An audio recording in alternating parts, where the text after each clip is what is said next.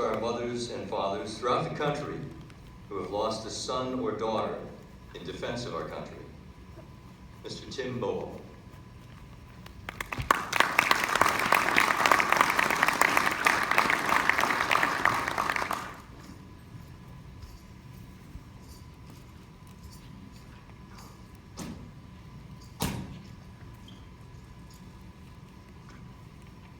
Good afternoon, and thank you for the honor of sharing some time with you today. I take the liberty of saying for all of us, thank you to all who have made this service today possible.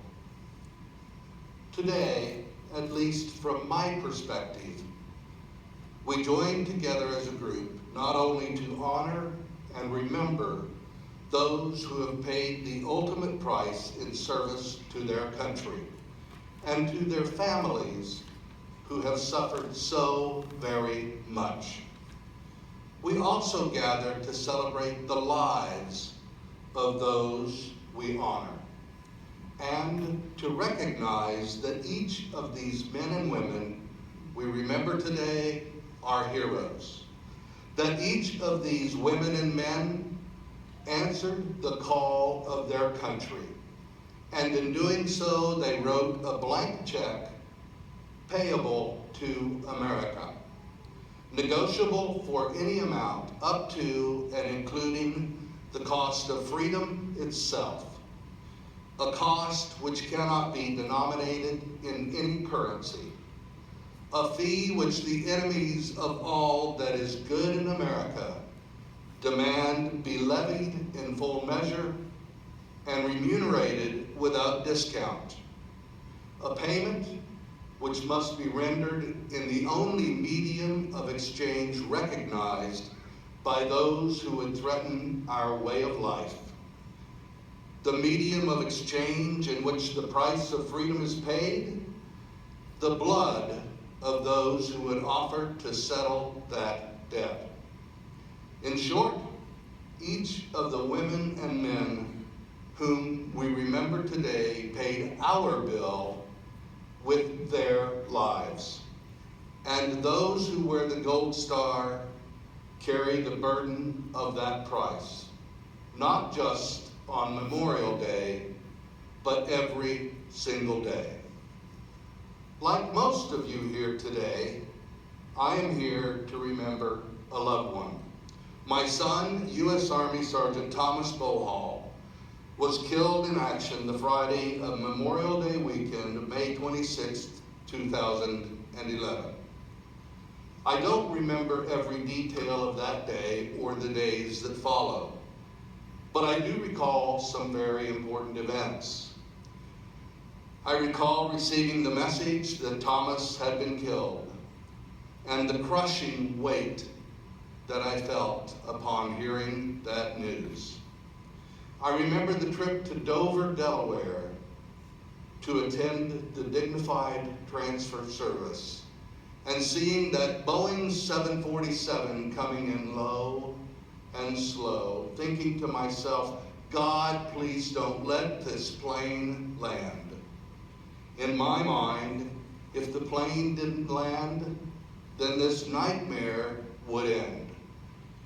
But the plane landed, and Thomas's remains were carried to a vehicle waiting to take his body to be prepared for his final deployment.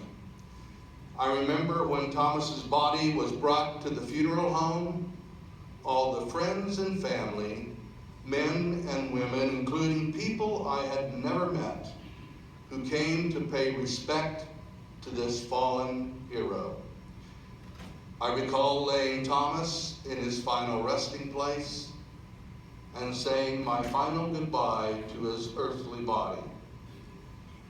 Those were truly dark days, the darkest days of my life. But when I think about it, I have some very positive memories from that same period.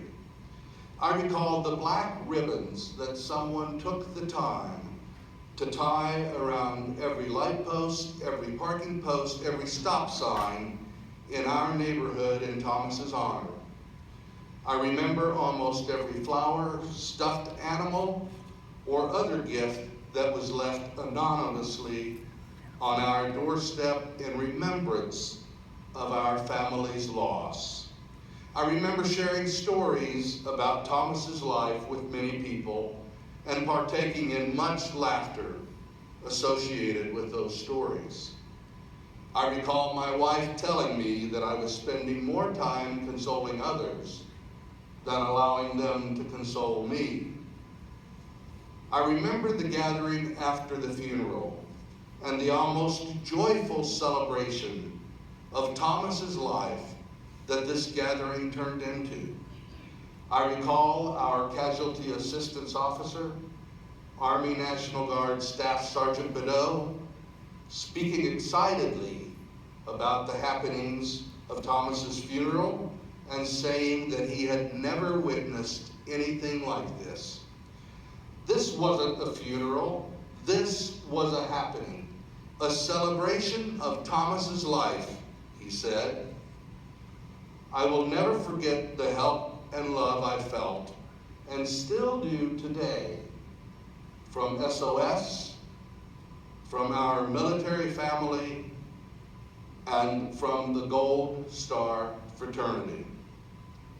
Though I didn't realize it at the time, these events, these conversations, these positive emotions were the beginning steps in my journey down the path that changed my outlook from grief over my loss to celebration of Thomas's life. I'd like to share with you two catalysts that have spurred my journey. First, when Thomas died, I resolved to become a better man. I'm not sure that I've accomplished that, but I am certainly making an effort. One of the ways that I do this is to try to make a positive difference in someone's life every day. Making a difference might be something like a heartfelt smile and a warm greeting like, "Good morning, how are you?" It might be something like bringing roses home to my wife. It might also be a habit that I began soon after Thomas died. You see, I am fortunate enough to hold a position of some importance where I work, and I have contact with many different people at many different levels of the company every day. My habit is to make an effort after every phone conversation, after every personal discussion, after every meeting, to ask the people with whom I have just interacted, now, what can I do for you today? It's amazing to see someone's face light up the first time they hear me ask that question. And the feeling I get when someone allows me to help them resolve an issue or solve a problem is even more amazing. Helping others or making a positive impact on someone's day or life has helped me far more than any help I might have offered or than any positive difference I might have made. A second very important catalyst was a realization that I came to lately. One of my favorite sayings has to do with humility. It goes like this: being truly humble doesn't mean thinking less of yourself. It means thinking of yourself less. I was thinking about this statement a few weeks ago, and I came to the conclusion that, altered slightly, this saying could be applied to the process of evolving from grief to celebration. This saying, worded differently, comes out like this: celebrating Thomas's life doesn't mean that I think less of the loss. It means I think of the loss less. moving to a stage where I celebrate Thomas's life doesn't mean that I have a different perspective about his death. The loss associated with his death will always be the same.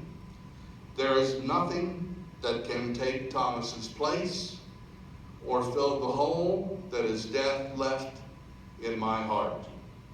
But I can resolve to lessen the times that I think of his death and the events surrounding it, and instead spend more of my time thinking about what Thomas meant to me and to others. This perspective is helping me in the ongoing journey from grief over the finality of my son's death to celebration and remembrance of all the life, love, and energy he brought to everyone who knew him during his short time here on earth. In closing, I'd like to share with you a poem that I wrote. This poem speaks about the utter despair I felt when U.S. Army Brigadier General Leisingring first pinned a gold star on me, and the change in how I view the meaning of this symbol today.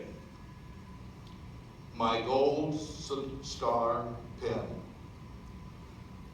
The general's eyes were tearing up as he softly spoke your name. He said he'd never met you, but felt he knew you just the same. I could hear emotion in his voice as he asked his aide for Golden Star, a pen that would tell the world my son had given his all in war. He said, you died not just for God and country, you gave your all for those oppressed. And as he spoke, he reached out gently to place that gold star on my chest. As he pushed the pen through fabric, I thought, Lord, this can't be true. I couldn't make my heart believe what my mind already knew.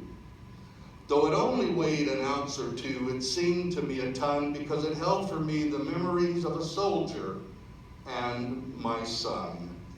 And I thought, son, please forgive me. I don't want to wear this pin. It makes your death official, and it shows everyone my pain. Since that day, many years have passed. I've worn my pin virtually every day. Through sorrow and grief that seems to never end, it speaks silently to me as if to say that I shouldn't grieve the life you gave, that I should celebrate the life you lived, that you died, served with passion and courage, that you died doing what you loved, that you are still here beside me, that you are with me all the time, that your arms are still around me as if to say, Dad, you're doing fine. I still push the pen through fabric. I still think, Lord, this can't be true. Even now, it's hard to make my heart and mind believe what I know to be true. And I pray, God, please give me strength to proudly wear this pin. It holds the spirit of my son, and I can't hold that spirit in. God, help me wear this pin, not with sorrow, but with pride. Because it tells me more about the way you lived than it does the way you died. I wish each of you peace within your hearts and the best that life has to offer. Thank you.